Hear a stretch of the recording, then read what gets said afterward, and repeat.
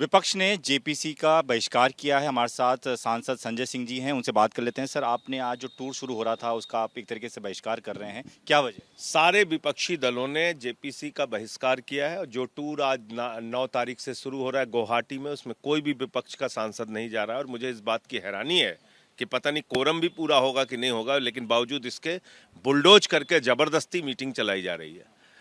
और ये भी साफ हो गया कि मोदी सरकार की मंशा दरअसल जेपीसी में बिल पर चर्चा कराने की नहीं थी। ये भी साफ हो गया कि दरअसल नरेंद्र मोदी कोई सार्थक बहस नहीं चाहते, बल्कि वो बुलडोज करके जबरदस्ती इस कानून को पास करना चाहते हैं। इसलिए विपक्ष के सांसदों ने बहिष्कार किया है।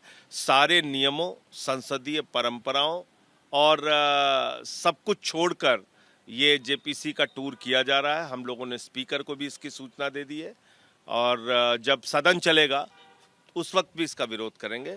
हम जेपीसी के टूर में नहीं जा रहे हैं। सर, एक तरफ जेपीसी जैसे मुद्दे पर विपक्ष एक साथ एकजुट नजर आता है, वहीं दिल्ली में अगर बात करें तो दिल्ली में चुनाव नज़दीक हैं। दिल्ली में कांग्रेस ने न्याय यात्रा शुरू कर दी और उसमें आपकी जो दिल्ली सरकार रही है, केजरीवाल सरकार रही है, चाहे बतिशी हो, उसको एक तरीके से कोसा जा रहा है। यानी कि किस तरीके का विरोधाभास है? करने दीजिए, राजनीतिक दल है, उनको चुनाव लड़ना है, लड़ने दीजिए। इसमें क्या हम कर सकते हैं?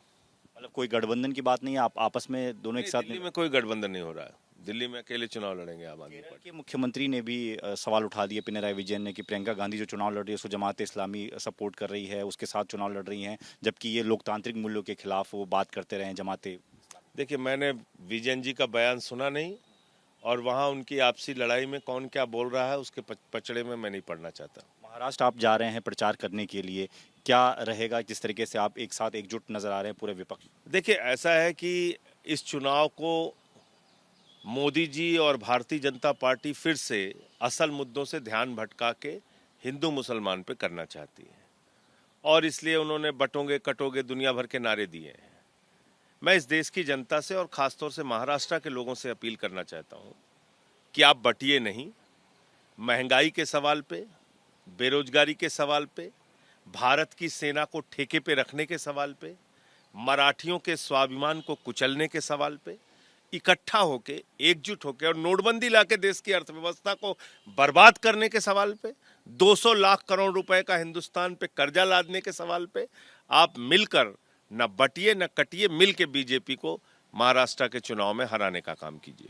बातचीत के लिए तो संजय सिंह साथ में थे, आज महाराष्ट्र जा रहे हैं और कह रहे हैं कि वहां पर जो है वो जो तमाम विपक्ष के दल हैं उनके साथ प्रचार करेंगे। कैमरा भूपेंद्र रावत के साथ दीपक सिंह रावत, एबीपी न्यूज, दिल्ली।